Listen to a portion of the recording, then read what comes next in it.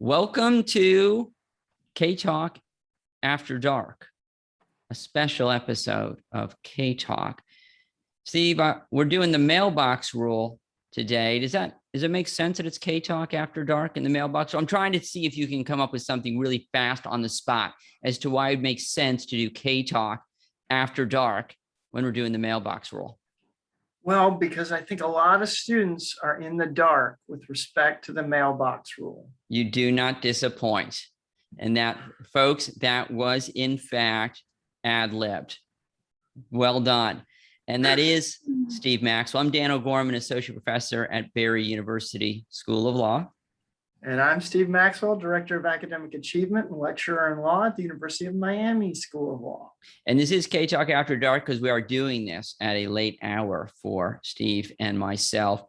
We wanted to get to you the very important information about notice of acceptance and when effective. But let's face it, what we're really talking about is something called the mailbox rule. Yeah, and I can't do mailbox rule in the daytime. It's one of those special topics. And I'll tell you something. This is actually maybe a good point to kick us off with. Something I see with students on the mailbox rule is that they don't see it as like the oddball, and it really is, because everything else is effective, when it's received. Am I right, Professor O'Gorman? You are so right. Steve, let me tell you something. You have no idea. The mailbox rule blows my mind. The mailbox rule not only is the odd guy out, because you're absolutely correct. Everything else, well, there's going to be one exception. Everything else is going to be effective upon receipt. Everything else being counteroffer, rejection, revocation. There is something else that is not effective upon receipt, so to speak, death. So that's a good one. When we talk about events that terminate the power of acceptance, we'll talk about offeror and offeree death. And obviously offeree death, they're not going to be accepting if they're dead, but offeror death will terminate the power of acceptance immediately upon the offeror's death, even prior to notice to the offeree. So that's sort of one other one. But, if you think about it, is that really like where you want to be hanging out? You're the mailbox rule. Does it give you great comfort to know that you're not alone, Steve? You're with the Grim Reaper? I think that would give me great comfort. After all, I'm out there by a mailbox. You're right. Exactly. I get to go to a graveyard. Right. So yes, I now have a picture of a mailbox in a graveyard. So if that helps you guys remember the two instances in which the receipt rule doesn't apply, think mailbox in graveyard. And I know what a lot of students are thinking. What's a mailbox? Yes, it's true. But it's sorry, your professors know mailboxes, so you're gonna know mailboxes too. You know what I love about the second restatement, Steve? So the mailbox now seems weird. I mean, fax machines, since the restatement second of contracts came out, was published in 1981, the amount of stuff that has developed technologically is amazing. Right? Fax machines have basically come and gone. I know we have some fax machines around, but come on, give me a break. Then we went to email. Email is getting surpassed by text messaging. And so the restatement second of contracts, which came out in 1981, actually talked about, so if you think talking now about mail is a little weird, the weirdness, the equivalent in 1981 was, I believe there are illustrations in the restatement where people are sending telegrams. Now, maybe somebody are sending telegrams now. They probably are. I mean, people probably post comments like, people use telegrams. But, it just goes to show you that, stuff gets dated technologically pretty quick. But the mailbox rule blows my mind, not only because it's alone except for the Grim Reaper, but because it actually, you can have a promise without the promisee, out of being delivered to the promisee, which is a little weird. When we think of a promise, we say you have to have a promisee, you make it to a promisee. And as we'll talk about with the mailbox rule, even if that letter is lost and never arrives, it is still considered a contract, and it is still considered a promise, which seems to cut against the very concept of what a promise is. But you know what? Live with it. For policy reasons, we have the mailbox rule, but enough sort of teasing people. We should get into this mailbox rule, and it's going to take a little bit of time to get there. So what we're really talking about with this so-called mailbox rule is we're talking about notice of acceptance. In the last episode, we talked about the requirements to have an acceptance, the basic requirements. And in this episode, we're going to talk about whether or not one of those requirements includes notifying the offeror that you have accepted, and perhaps more importantly, when is the effective time of acceptance? When is a trap sprung? Remember last episode, we were talking about Lucy versus Zemmer and how important it was for the trap to be sprung. And you brought this issue up first. You said, once you have an effective acceptance, that's a big deal because you can't claw it back. You're stuck. And knowing when you're stuck, knowing when that trap is sprung is important for that very reason. You're stuck. Once you have an effective acceptance, you're done. If you don't have an effective acceptance, you can still avoid a contract. So the first question is notice of acceptance necessary? And here, in order to have a contract. And here we're going to see a divide between bilateral and unilateral contracts. And hopefully you remember from our last episode, the distinction. An offer for a bilateral contract is one in which the offeror is seeking a return promise as the method of acceptance. And it's called a bilateral contract because both the offeror and the offeree are promisors. So you have two promisors, it's bilateral. And a unilateral contract is when the offeror seeks performance as the method of acceptance and not a return promise. And therefore it's called a unilateral contract because there is only one promisor. Well, the notice of acceptance rule and whether it is required is going to divide between bilateral and unilateral contracts. Bilateral contracts, there is going to be, unless the offeror indicates otherwise, in a bilateral contract, the offeree is going to be required to use reasonable efforts to notify the offeror of the acceptance. And this makes sense because if you think about it, Steve, if I'm seeking to get a return promise from you, that's what I want. I want you to accept this by giving me a return promise. I necessarily want to know about that promise. That's why I want the promise. I want to know that you're going to do this. I want to be able to rely. And so the law says that if it is not, the offeror does not indicate whether notification is necessary or not, just silent. Hey, I make you this offer. Will you agree to this? I send you this written contract. I never specifies the offeror that this deal is only binding unless, this is returned to me or it's binding immediately upon you signing it. I'm just silent on it. What the court says is that the offeree, there's this presumption then that the offeree is required to make a reasonable effort to notify the offeror. Makes total sense. Unilateral contracts are going to be the opposite, our general rule. Offeror can always specify otherwise.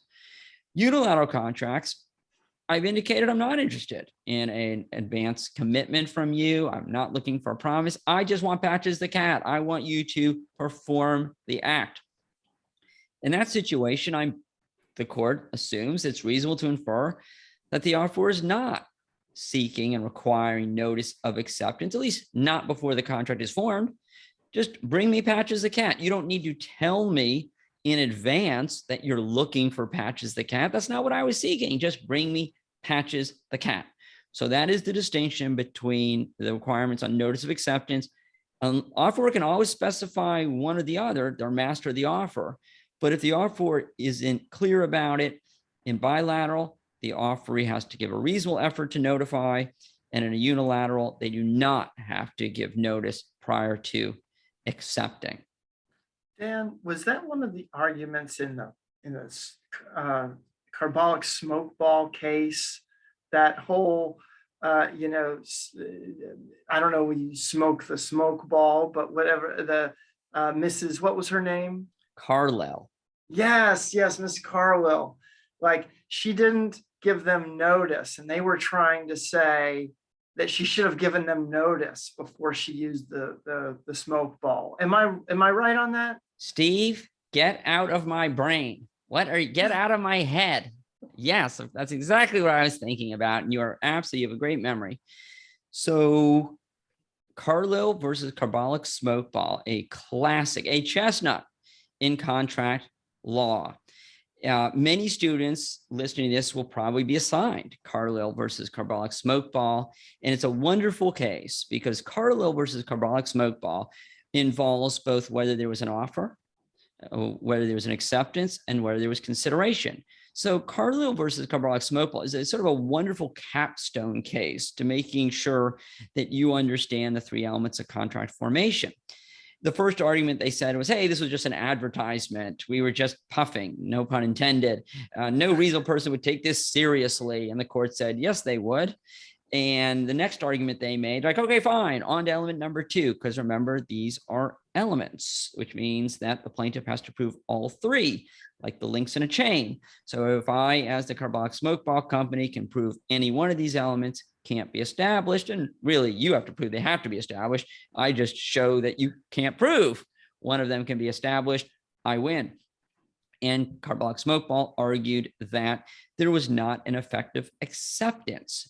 Now, there's no doubt that this was an offer for a unilateral contract. The Carbolic Smoke Ball was offering this reward that if you use this Carbolic Smoke Ball as directed for a certain amount of time and you still got the flu, you could claim your reward. It's your classic reward offer, which is going to be construed as an offer for a unilateral contract. And Carlyle versus Carbolic Smoke Ball essentially established this general rule that we see here, this PowerPoint slide that says unilateral contract, no. That no is being screened by the English court in Carlyle. This is where it comes from. And the court said, look, it makes no sense what you're arguing. You, Carbolic Smoke Ball, are arguing that an offeree and an offer for unilateral contract should have to notify the offeror before they commence starting to performance. Before you start looking for Patches the cat, you're supposed to call up Professor O'Gorman and say, I'm looking for Patches the cat. Before you start using the smoke ball, you're supposed to call up Carbolic Smoke Ball and tell them you're using the smoke ball. And what the court said was, this is not a reasonable way to interpret what Carbolic Smoke Ball would be seeking. If you're seeking just performance, you're necessarily sending the message, we're not interested in a promise or a commitment. And if you're not interested in a promise or a commitment, it also wouldn't make any sense to think that you were interested in an advance notice of performance, because usually that advance notice is when you're looking for a promise. And think about how weird it would be for the Carbolic Smoke Ball company to be receiving all of these notices from people. They're inundated with notices from consumers that they're going to start using the smoke ball. Why would they want those? What are they doing with those? I mean, I guess you could make an argument that, well, I'm figuring out my potential liability, but you can probably get that through sales and other ways. They actually made an argument that they wanted notice. It'd be reasonable to believe they wanted notice so they could monitor people like Ms. Carlyle's use of the smoke ball to make sure that you're following the directions. Now, think how weird that would be. I mean, what are they going to do? Look through her drapes? You know, they're looking in the window, and you know, you got to bring them in, you know, every night to like watch you use this as directed. It was absurd. And so, yes, the court said the fact that Ms. Carlyle did not give notice in advance of using it as directed did not mean that she had not accepted in a required manner. Offer for unilateral contract, not necessary. You know, I think they were just blowing smoke. They really were. They were absolutely. Yes. So the way it worked, because I know everyone wants to know about this. How did this thing work? Well, number one, it didn't work. But apparently it wasn't a scam. It had carbolic acid. Don't do this. Okay. Yes, we need a disclaimer on yes, we need lots of disclaimers. Don't do this. Apparently, the Carbolic Smoke Ball was like these bulbs that you would put in a baby's nose. Are you familiar with these? They're green. They don't have to be in a baby's nose, I guess. Oh, like those neti pots or something. You stick it. You squeeze out because, babies, I mean, you can't, right? I mean, when they're congested, I mean, well, they can't blow their nose. They don't know what to do. And so you pull it out with this bulb. Well, this is the reverse. You'd stick this bulb in your nose, apparently, and you'd squeeze carbolic acid from the bulb up into you. And carbolic acid apparently does kill germs to an extent. Please, we're not doctors. This is not a COVID cure. Don't. Yeah, this is the age of Tide Pods. Yeah, you're right. We got to be careful about this. But yeah, right. Yes. Don't do this. But so apparently it wasn't at least at the time. It had some possibilities, perhaps, because carbolic acid apparently can kill germs and things like that. So it wasn't a scam, but apparently it ended up not working. And actually, I think perhaps was more harmful. But so what you do is it would be carbolic acid in there and you'd squeeze it. And the idea was that if you did this a lot, it would keep you kind of like a modern day flu shot. It would keep you from getting the flu. And she puffed on and she used it and she still got the flu. And so she was able to recover, which of course is what makes it funny in a sense when they say the ad was we were just puffing. So, right. So that's, I love it. I love that. That stuff is awesome. You know what Miss Carlisle died of? Like she lived, I think, you can believe the Wikipedia. I think she lived into her 90s. You know what she died of? Flu. Yeah, you got it. That's the story anyway. Well, that's depressing. Okay, moving on. Well, wait, did she have any pending acceptances or offers when she died? Yeah, so if she did die, I don't know about that. And if she did die, then of course, she can't, it's personal to the offeree. So generally no one else can come in and scoop up that offer unless there was an option contract, which is another lockdown. Okay. So a big issue is not only is notification necessary, but when is acceptance effective?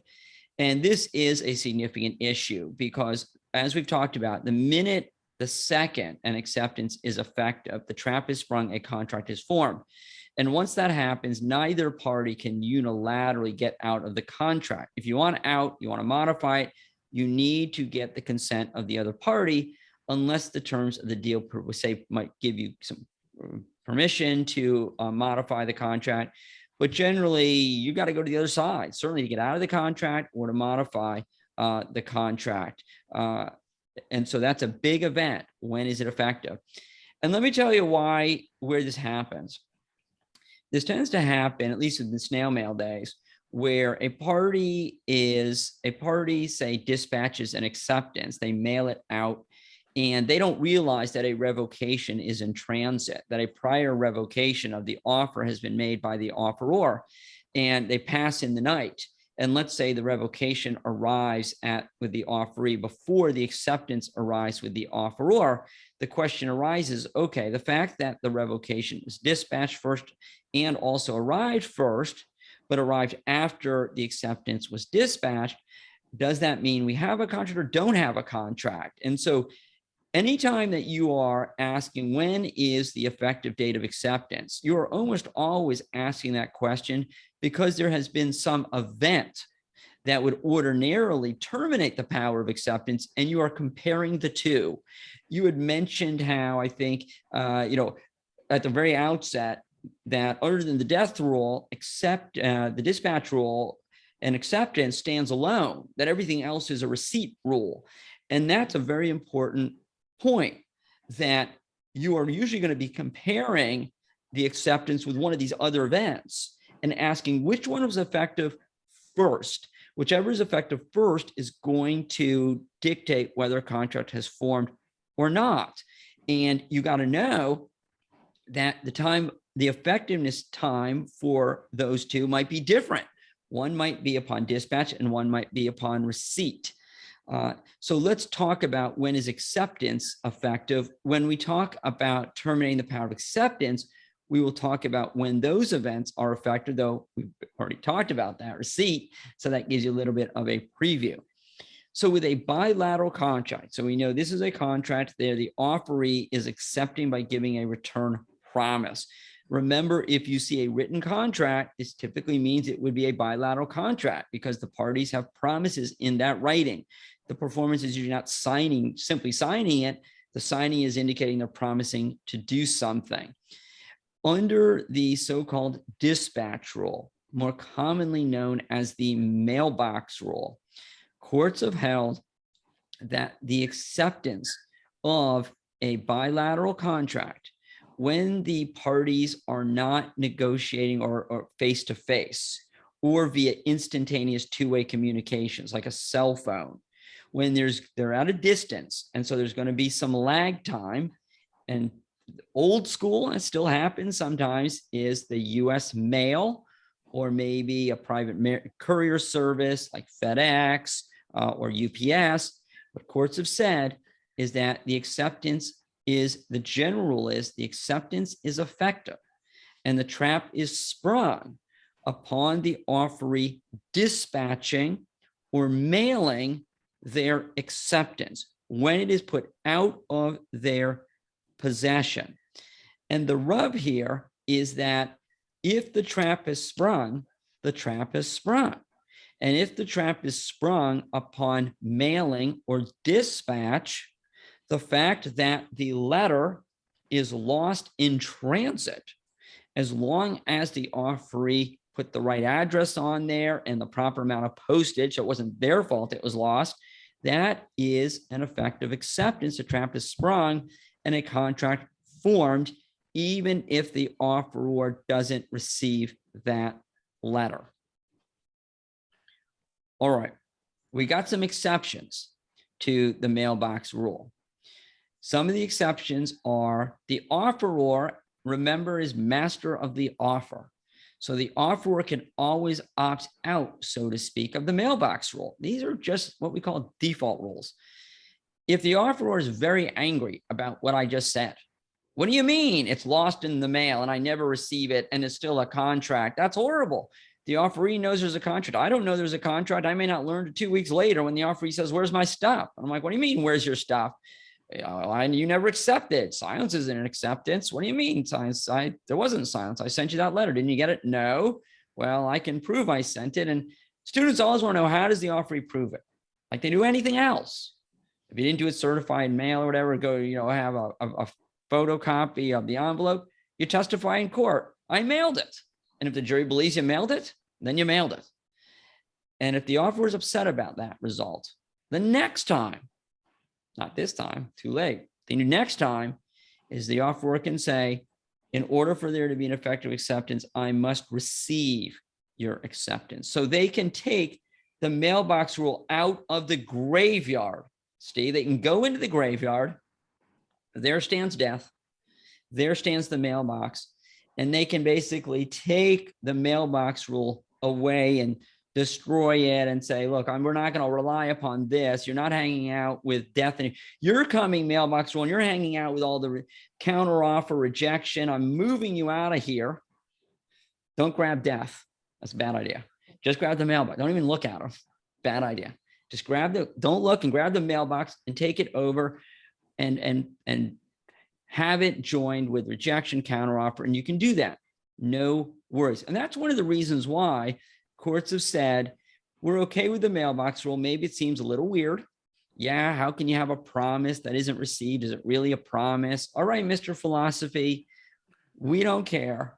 We think that the offeror shouldn't cry over this, because if the offeror doesn't like it, all you have to do, we're telling you, all you have to do is state that it isn't effective upon dispatch. It's only effective upon receipt. And it also seems kind of like one of the, clear rules that is easy to apply in most cases for a court. It is. What happened was there was going to be unfairness one way or the other.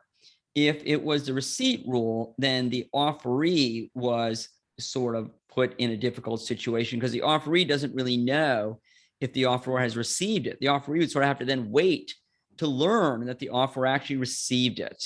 And that would be unfair to the poor offeree. They're wondering. They're like, why? The offerors, boy, they got it nice. They get to know first and I don't know. And if you do the mailbox rule, the offeror's unhappy because the offeror's like, oh, isn't that nice? Now the offeree gets to know, and I don't know. And so whichever decision was made, mailbox rule or receipt rule, one of the two parties was going to be unhappy. And it really came down to, okay, let's not worry about the philosophical issue of whether or not, hey, man, what is a promise anyway? We're not going to worry about that. We're just going to pick a rule that we think makes the most sense from a policy standpoint. And courts have felt that it makes more sense to say that the offer is effective upon dispatch, because in that way, the contract's formed sooner. And that's kind of a good thing because we like things happening sooner rather than later. So the offeree can start relying. Let's move up formation date. And if the offeror doesn't like it, the offeror has the power to opt out of this rule. So courts have felt it might be a close call, but on balance, it makes more sense to say it is effective upon dispatch. And so that is our rule, the mailbox rule, and it is a nice, clean rule. So I think the only things that could cause a little bit of trouble, maybe, because you talk about a nice, clean rule, is it is technically the dispatch rule. We call it the mailbox rule because that's really where it started. But the mailbox, it is the dispatch rule in that it applies anytime the parties are contracting at a distance and the acceptance is dispatched.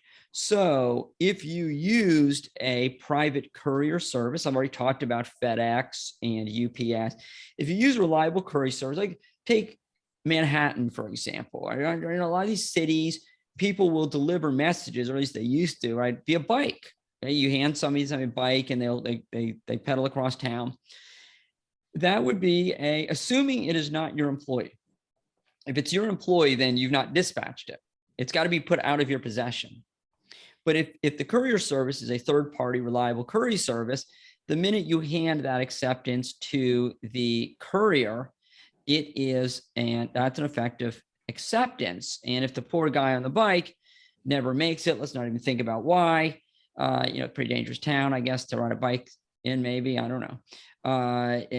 It's still an effective acceptance. It's still a contract. So I think maybe that's the one thing that could be a little tricky. The next question goes, okay, wait a second, professor, let me list to you of the following big list of different forms of technology and tell me if the dispatch rule applies. And most of these we just don't know. Email, I've not found a case dealing with email and the mailbox rule. And commentators have disagreed as to whether that is considered instantaneous or not. One commentator believed it is instantaneous, it's like the cell phone. Another one felt now it's not really instantaneous like the cell phone. So I've not seen a case dealing with email. I think it's debatable, but what's interesting about it is email's kind of going, we got text, though I think people probably are still contracting via email, probably more than text because you're attaching documents. Text message, that's an interesting one. I mean, it seems to me that text message is probably, like I said, it's probably instantaneous, right? I would think it's akin to instantaneous, but I don't know. I mean, the point of the phone issue is you're supposed to know if the other side didn't hear you.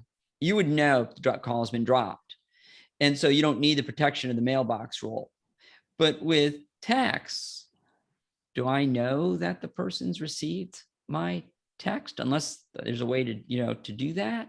So some of these technology, we just don't know. And keep in mind what would have to happen is you have to have a situation where in between dispatch and the other side actually getting it, they don't never get it, or in between them actually getting it, they communicate to you a revocation. So I think, the more instantaneous it gets, the less like snail mail with the days, the less you're going to see these issues arise, because people tend to get their emails, even if they're in junk. I guess they're getting them. They're getting their text messages, and there's not a lot of lag time. So this, if you think about the dispatch rule, was kind of built for like the age of snail mail and it taking days. I don't think it's as significant anymore. But it's very significant on bar exams and the contracts exams, which is really the thing that the listeners are worried about now. But I do want, it does make one wonder, whether the court would have to take a lot of testimony and maybe some experts talking about delays or things like that, technological delays and so on. And maybe that's why there's disagreement, because we haven't had that opportunity to see a court sort that out yet.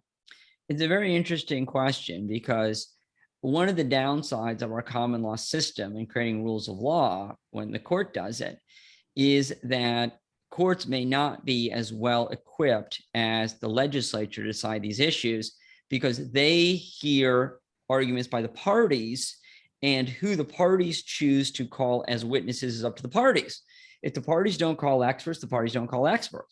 Whereas if you are a legislature, you can hold hearings and you can subpoena experts to come and testify and gather all the information. And that is one of the downsides, is that I guess for a court to get it done right, the court would want to have that information in front of it. And it's possible that they could get a case where they don't have that information in front of them because the parties have not provided that information.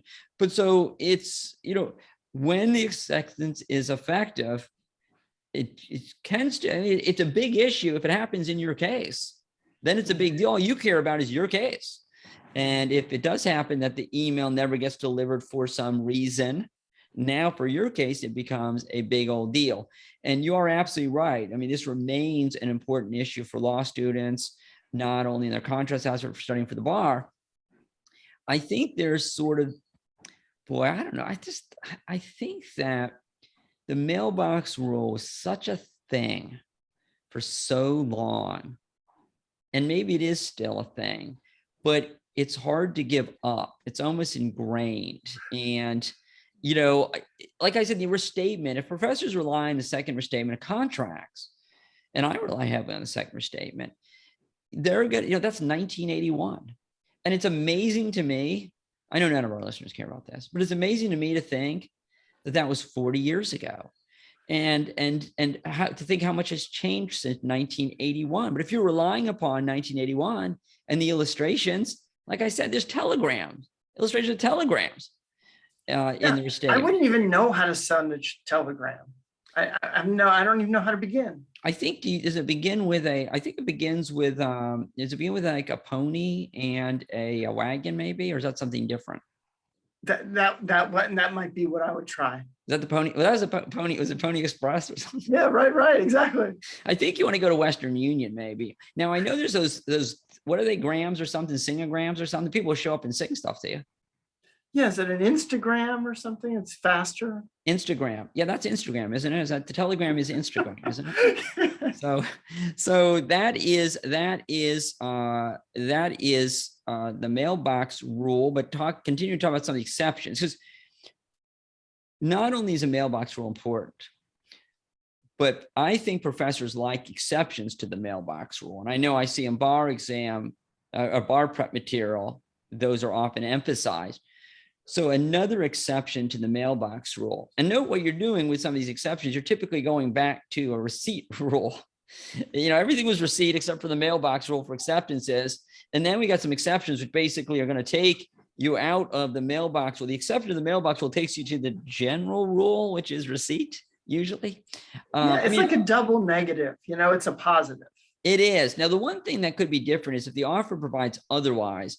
You could say as the offeror that this acceptance is effective upon signing. So you could actually make it sooner, not later than receipt, which I don't know, maybe you want to do that because you want to have that trap be sprung sooner. Interestingly enough, Florida, and I know this is not just about Florida law, the Florida Supreme Court tackled that issue, and the Florida Supreme Court felt that even if you said it was effective upon signing, the offeree still had to dispatch it. But the restatement says, now, if the offeror indicates it's effective upon signing, you've opted out of the mailbox rule. You've gone forward an earlier time, not the receipts. You can go earlier or you can go later with the receipt. The second exception to the mailbox rule are option contracts, a phrase we've thrown around a lot. Steve, contract law is a seamless web. And it's hard to avoid concepts that, talking about concepts that you haven't covered yet.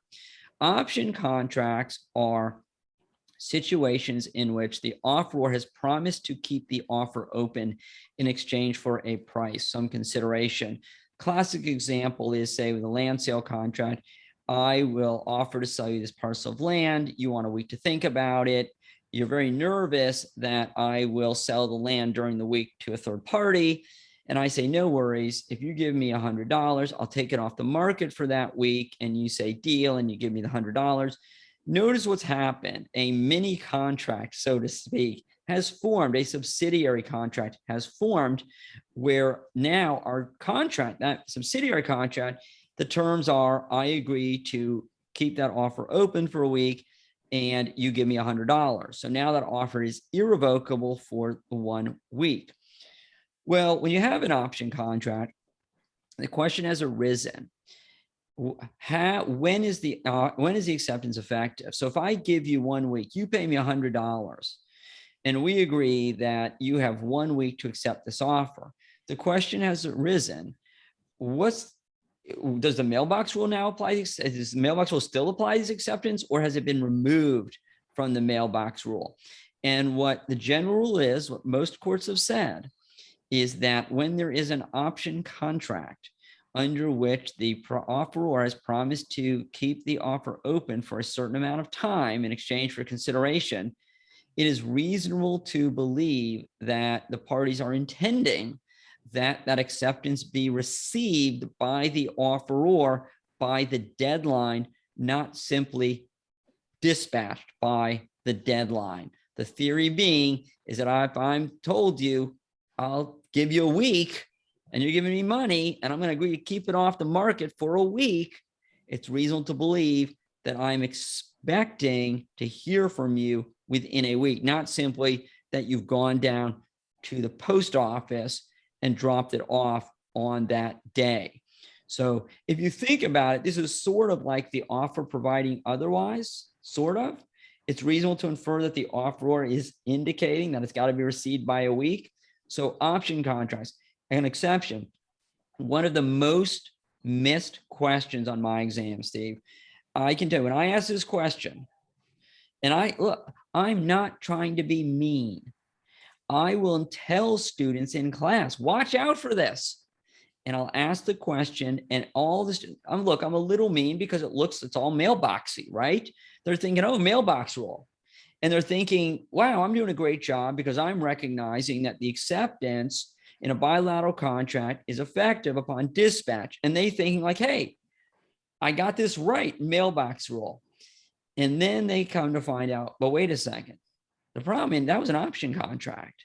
So it's actually testing you the exception to the mailbox rule. And they're very unhappy because they think they've done well just by recognizing mailbox rule.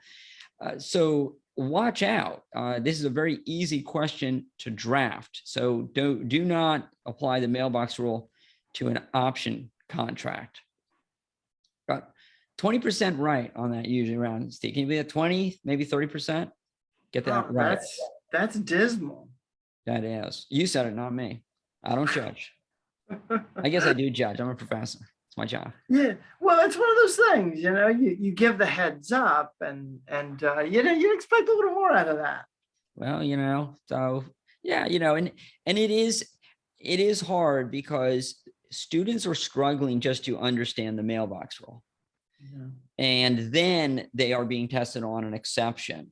And maybe they were just grasping the mailbox rule, and then to have an exception to the mailbox rule pulled out can be rough, and they find themselves struggling. So, yeah, and the only cure for that I know of is a lot of practice questions.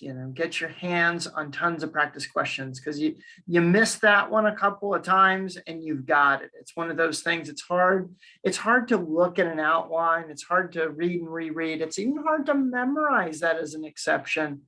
But then to actually get a chance to apply it a few times to where you screw it up a time or two, it'll stick a lot better that way. And you know, the problem as well is that not only do students struggle with the mailbox rule idea, they also struggle with option contracts and recognizing when one isn't, something is an option contract, what it is. So you're combining two doctrines that they are struggling with.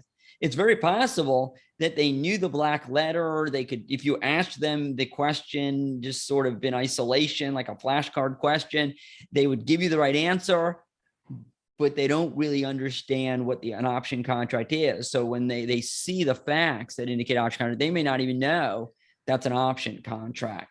And let me give you an example, real world example, where this is it really can come back to bite you. Extensions of leases. So particularly, let's say a big lease, a multi-million-dollar lease that a business has, and the tenants might have negotiated an option in their lease, their original lease, to extend the lease at a certain price. So maybe you've got a 5-year initial lease term, and in that contract is an option held by the tenant that they can exercise on their own. They don't need the tenant's approval. They've bought that option by entering into the original contract. The consideration for that option is simply entering into the original lease term, and they can exercise it, but they have to exercise it within 90 days, let's say, of before the expiration of, or before 90 days before the expiration of the original lease term. What companies have done, unfortunately, is they have on, say, day 91, before the original lease term expires, dropped in the US mail a notice exercising the option to renew the lease. The mail doesn't arrive until within those 90 days, 89 days, let's say, before the original lease term expires. It's late. The mailbox rule doesn't apply, most courts say, to an option, and that's late. Now you got a real problem. You can try to get out of it. There's ways to get out of it. We can talk about that down in another episode, but it's a mess because you now got to get out of this mess that you're in. So this idea of the mailbox rule not applying to options is certainly one that can be significant. And note, okay, I don't know if it's gonna blow your mind, but you can actually specify otherwise. So if in your option contract, the offeror and the offeree agree that the option is effective upon dispatch, then it is. So you can opt into the mailbox rule from an exception. So not only can you opt out of the mailbox rule when it apply, but when it wouldn't, because you have an exception, if the parties agree otherwise, you can opt into the mailbox rule. Mine not only blown, but I go back to the idea of master of the offer. That's what truly, you are master when you can opt in, opt out, supercharge the mailbox rule. Okay, and you ready? It's going to get even uglier. Let's say, and I'm going to do this off the top of my head. I'm trying to remember. I'm pretty sure it's in my book. I'm pretty sure I got what most courts do correct here. If the parties agree that the option can be exercised by mail, they don't say it's effective upon mailing. They just say, exercise it within 90 days, and you got to give notice, and notice can be provided by mail. So they don't technically or expressly say it is effective upon mailing. What they say is you got to exercise it within 90 by day 90, and the medium of notification can be by mail, but they haven't exactly linked those two together to say it is effective upon mailing. And what most courts, if I recall correctly, what most courts have said, check your jurisdiction on this one, is that it's reasonable to infer that if you say you can use the mail, that you are also indicating that it is effective upon mailing. But I would definitely check your jurisdiction on that one, because the parties are not being clear. They could be interpreted. They're talking about two different things. One is the medium, and the other one is effectiveness. They're not necessarily equating the two. All right. Are you sick of that? No, I it. I could have more. You can have contract after dark. You're loving it. All right. Previously dispatched rejection. Are you getting a sense of why this is just like, these are, it's like a kid in a candy store, professor with the mailbox rule and exceptions. It's just this fertile ground to draft questions. It really is, but it's one of those things. It's one of those lawyering skills, that you pick up with something like this mailbox rule. It's so intricate, has so many turns and twists that, it takes somebody, a pretty good fee to be able to unwind all of this. And so I think it is one of those reasons that lawyers, do what they do, is to learn to navigate something this complex. I always figured, if you took a contract class with, say, Langdell's book from 1870, even if the law had changed, actually hasn't changed that much, you'd still be learning the same skills that you would need to be a lawyer, in my opinion, in 2021, because you're absolutely right. You're learning a skill. It's not so much about the mailbox rule, but you're right. It's about learning the skill of unwinding it and understanding the detail and the nuances, understanding the idea of general rules and exceptions, and then an exception to the exception to take you back to the general rule. Absolutely. So the third exception is when the offeree has previously dispatched a rejection and then dispatches an acceptance. Now, ordinarily, Steve, you would think that this would be a contract, because remember, we talked about the different points at which these different events are effective. A rejection, we know, is generally not effective until received by the offeror, and acceptance is effective upon dispatch. If we follow that, which we're not, but if we follow that idea and didn't change it, if a rejection is mailed out first, not effective yet because not been received, and then you dispatch a acceptance, which overtakes, let's say, that's what makes it fun. The acceptance overtakes the rejection and arrives first. Or I'm sorry. I didn't mean to say that. Don't let it overtake. You do the rejection, and then you have an acceptance, even if as long as the rejection hasn't been received first and not effective yet. If you dispatch the acceptance and it was effective, you have a contract, even if the rejection arise first. This seems terribly unfair. So what courts have said is that if an offeree dispatches a rejection, the minute they dispatch that rejection, is not effective yet, we're not changing that. But what we are going to do is we're going to say that the offeree has lost that benefit of the mailbox rule, which usually a benefit for them, not always, not in this situation, I guess. But if they send out an acceptance, I guess it would be benefit here. If they send out an acceptance afterwards, it is not effective until received. So the mailbox rule, acceptance effective upon dispatch, that rule is lost if there has been a previously dispatched rejection. At that point in time, it is whichever is received first. So if you send out a rejection and you want to accept, you better act quick. Dispatching an acceptance, a trailing acceptance, is risky because now it is sort of a race to the offeror. It makes much more sense to call up the offeror and say, just to let you know, I'm accepting. I mailed in a rejection, but I'm accepting. And that would then you would have a contract and they know to ignore the rejection when it arrives. There's a related doctrine, a related situation, which is not technically an exception to the mailbox rule. And it's this, Steve. I dispatch the acceptance first, then I either dispatch a rejection that overtakes the acceptance, or I just call the offeror and say, I reject. And we've seen this happen. There's a famous case dealing with a mailbox rule out of Florida called Morrison v. Tholke, which this happened. Person signs offeree, signs contract to buy land, dispatches the acceptance while it is in transit and snail mail, decides they don't want to buy, and they call up and they say, we are rejecting. And then, of course, the trailing acceptance arrives. And the question is there a contract? And the court says, yes, there is a contract. And the reason being is the minute you dispatch that acceptance, nothing else has happened. It's got to be Trappist Sprung. It's got to be dispatch rule. It's not like if you had previously dispatched a rejection, now something has happened and we can say when you dispatch that acceptance afterwards, we're not going to apply the mailbox rule to that.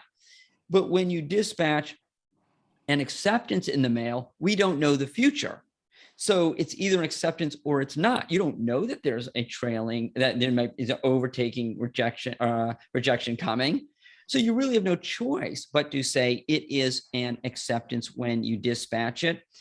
And it also makes sense from a policy standpoint.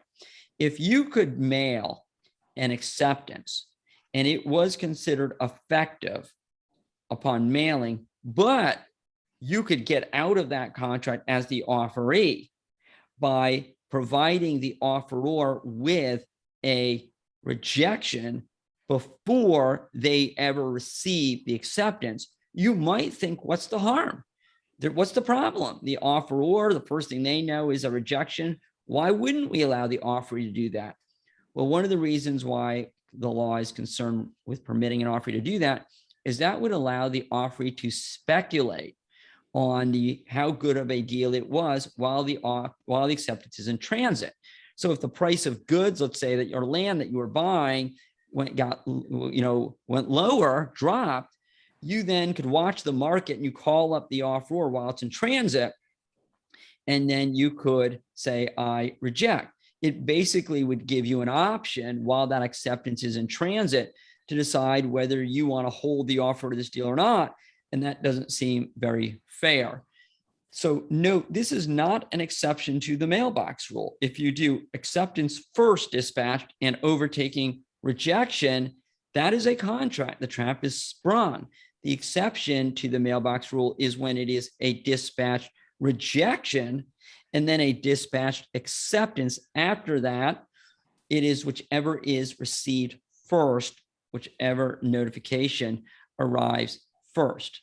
Now, one final point about all this is that you may be saying, wait a second, I got a real problem with the law that says an acceptance dispatched is effective and then a trailing rejection that overtakes, and it could be sent by mail or it could be a phone call, like in Morrison v. Tholke. I think they called them up. This seems very unfair to the offeror because the offeror receives notice of a rejection. They may detrimentally rely on that rejection, sell the land to a third party, and then this trailing acceptance arrives and they're being told a contract formed when it was dispatched because it was dispatched before the rejection was dispatched or communicated. Well, there's good news for offerors in this situation. A contract did form, but if the offeror detrimentally relied on the rejection, they can argue that the offeree should be stopped, precluded from relying upon the formation of a contract, precluded from enforcing the contract. Yes, a contract formed, but they should be precluded from enforcing that contract because of the detrimental lines that they caused. Or it could also be construed when that, it could be construed basically that rejection was basically an offer either as a repudiation of the contract. They're repudiating it. You don't even know if contract's been formed, but they're repudiating it. You didn't know if contract's been formed. Or is maybe a proposal to get out of the contract, an offer to get out of the contract. So there are things that are built in to the law to protect the poor offeror who detrimentally rely. The first thing they know is that there is a rejection and then there is a trailing acceptance. But if they get that trailing acceptance and they want to enforce that contract, go for it. Contract forms, they can do it. It's so funny. It feels like they've thought of everything. Well, it's nothing new under this. There's nothing new under the sun. And I think that these things were thought of as they happened. So, you might be giving the courts a little bit too much credit because remember, the courts are not legislatures.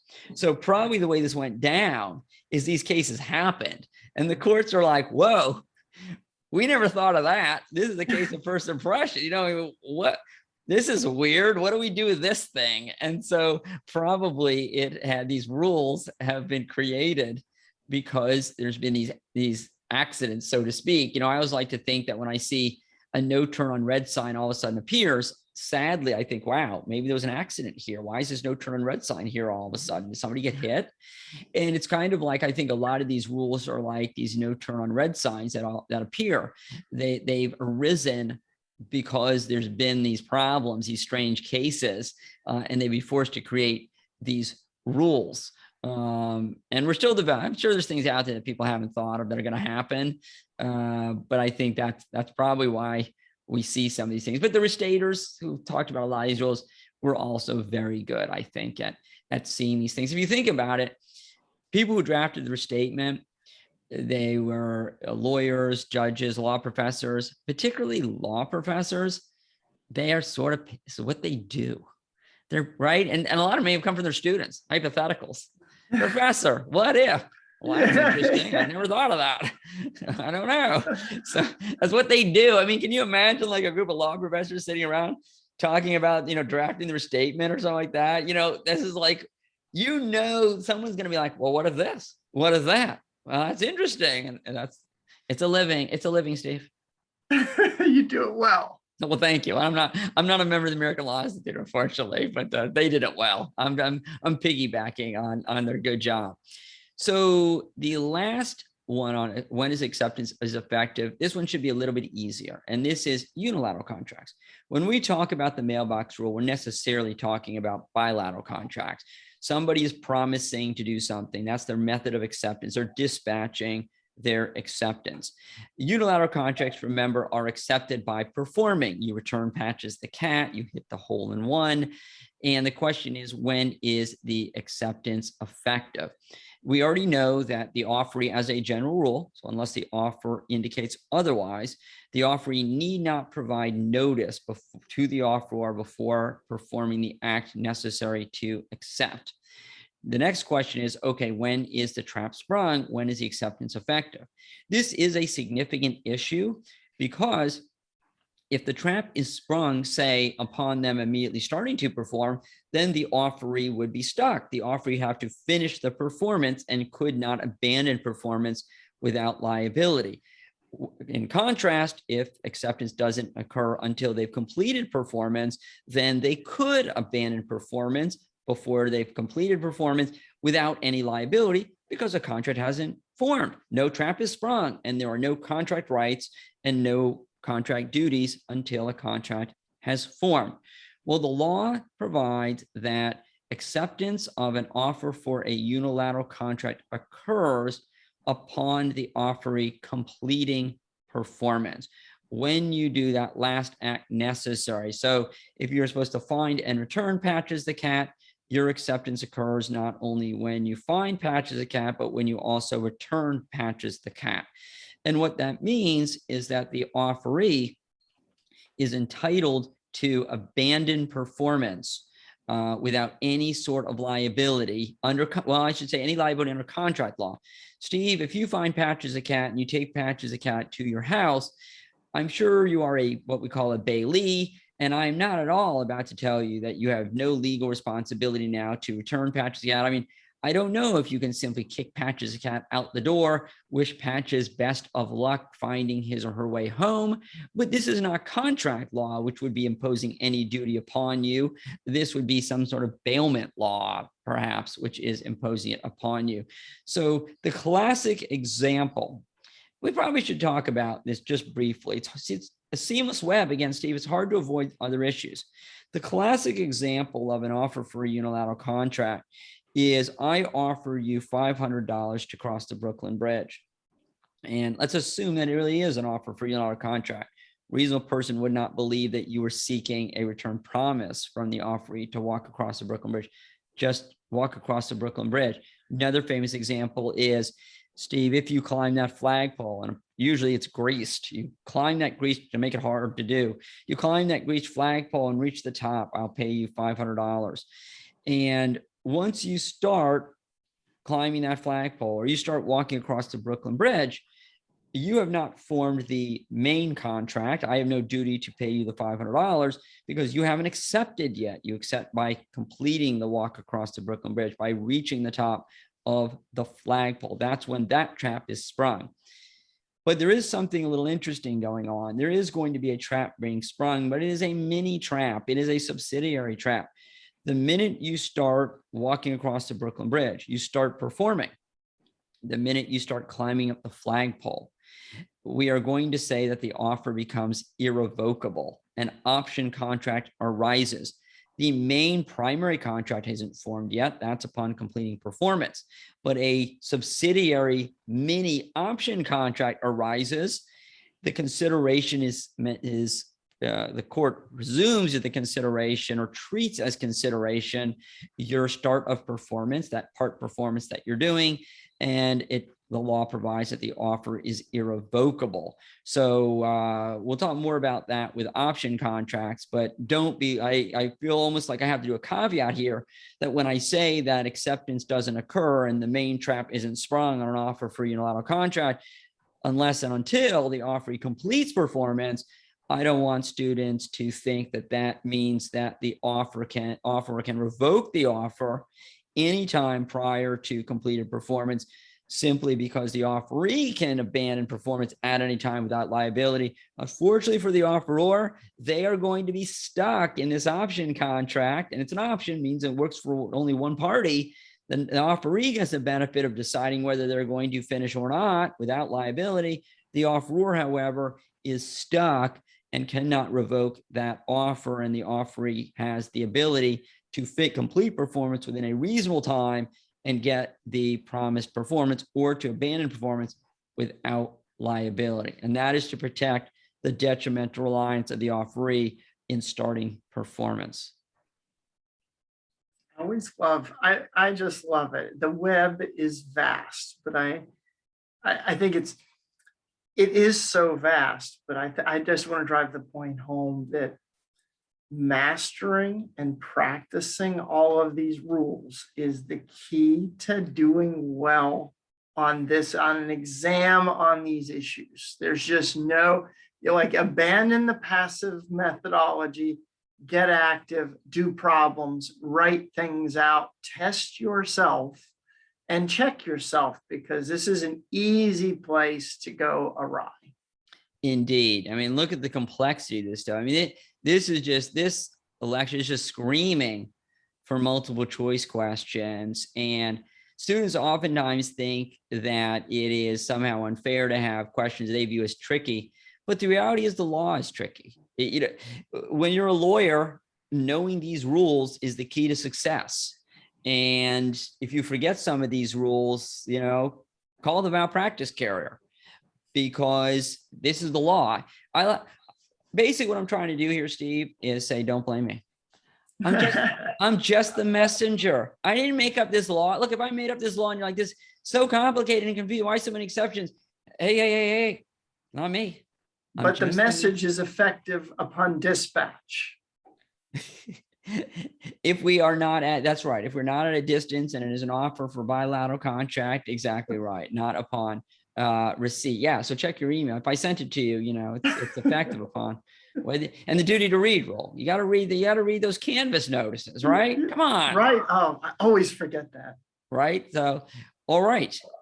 That concludes lesson number 6, dealing with notice of acceptance and when acceptance is effective.